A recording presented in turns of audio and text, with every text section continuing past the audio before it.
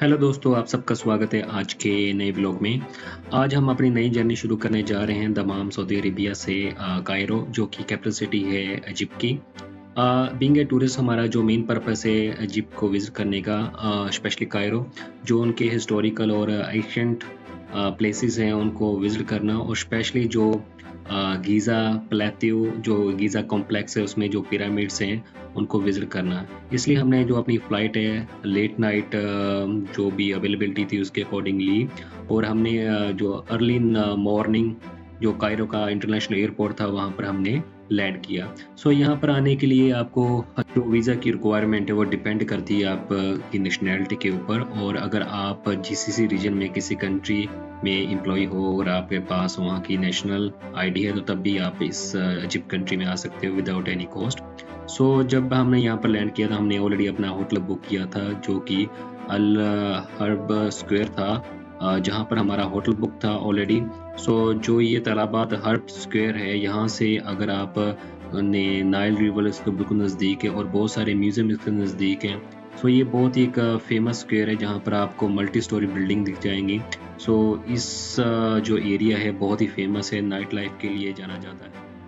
अभी just overview के बारे में बात करेंगे जो कि इजिप्ट की हिस्ट्री है 8000 BC, almost 10,000 years go from the 21st century, more than that. So जो ये नाइल रिवर है अराउंड 1150 किलोमीटर जो नॉर्थ से साउथ में चलती है, इसमें इसके सराउंडिंग ही सेटलमेंट हुई है पुराने टाइम में। सो जहाँ पर जो ये फार्मिंग स्टार्ट हुई और जो उनके हाउसेस बिल्ड होने हुए इस नाइल रिवर के सराउंडिंग ही हुए थे।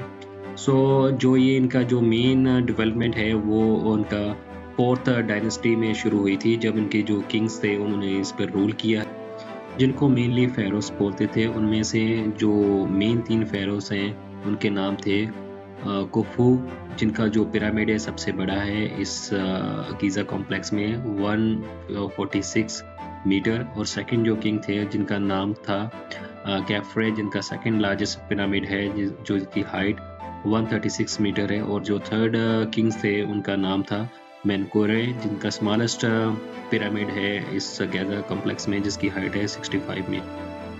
तो जो ये पिरामिड्स है इसमें डिफरेंट काइंड के चैम्बर बने हुए हैं, जो किंग क्वीन और जो रूलर थे उस टाइम में जो पावरफुल पर्सन थे उनके चैम्बर हैं।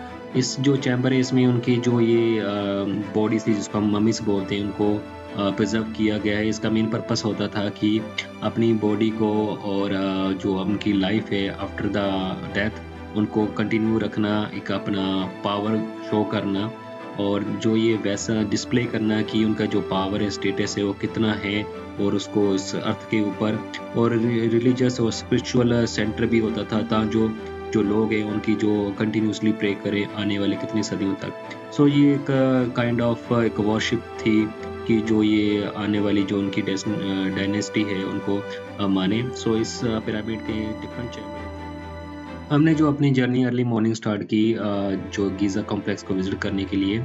सो ये बहुत ही इंपॉर्टेंट है, जब भी आप इस कॉम्प्लेक्स को विज़िट करें तो आप इनकी जो ये एंट्री टिकट्स हैं उसके बारे में अच्छी तरह से इंटरनेट के ऊपर सर्च कर लें, क्योंकि ये इसका जो प्राइस है चेंज होता रहता है।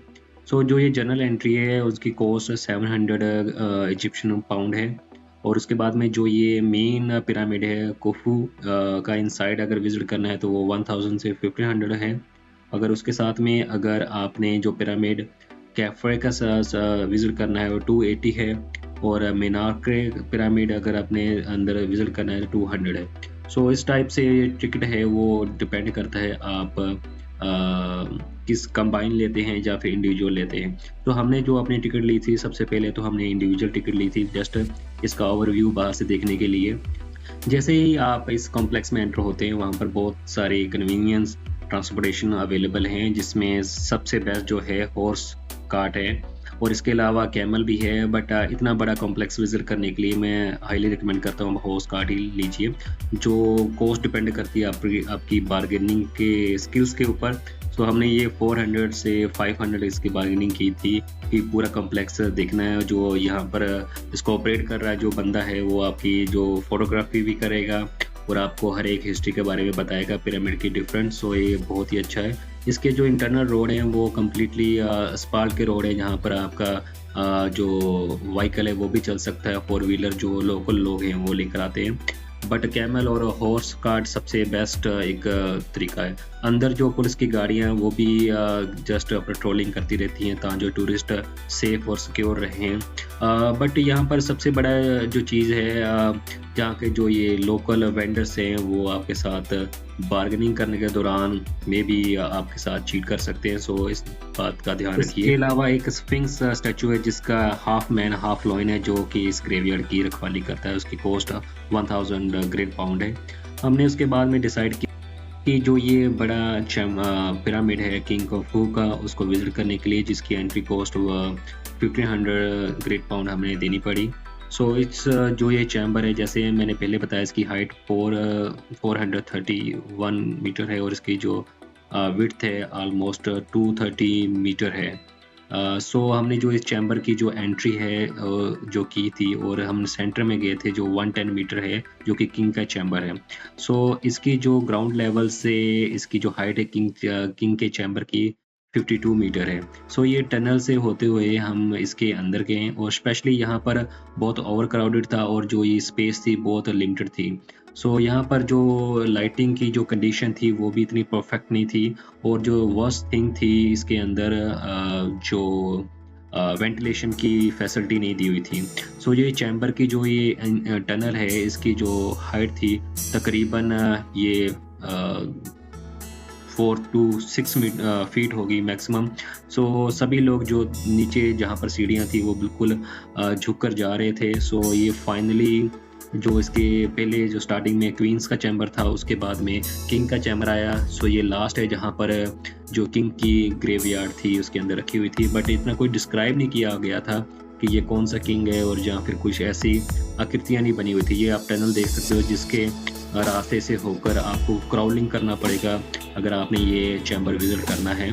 सो इस चैम्बर को विजिट करने के लिए हमें बहुत ही मुश्किल हुई और मोस्ट लोग जो थे वो उनकी जो ब्रीथ थी आउट ऑफ ब्रीथ हुए थे। सो वेंटिलेशन की वजह से काफ़ी मुश्किलें आ रही थी जिसमें ओवर ब्रीथिंग का मेन कंसर्न था और मोस्टली लोग स्वेटिंग कर रहे थे क्योंकि वेंटिलेशन की कमी थी और प्लस बहुत सारे जो विजिटर इसके अंदर गए थे तो ह्यूमिडिटी का लेवल ही बहुत हाई था। बट एनी हाउ जैसे तैसे कर कर लोग इंजॉय भी कर रहे थे और मैं भी इंजॉय कर रहा था क्योंकि फ़र्स्ट टाइम मैं किसी पिरामिड के अंदर गया था और जो उसकी स्टेयर्स थी वो बहुत ज़्यादा थी और जैसे मैंने आपको बताया इसकी जो ये डेप्थ है इनसाइड ये 120 मीटर थी ऑलमोस्ट और जो इसकी बिल्कुल स्टीप था इसकी कहीं से इसकी जो हाइट हो जाती थी कहाँ से इन्होंने लैंडिंग करना है। So it's kind of adventure kind of tourist visit.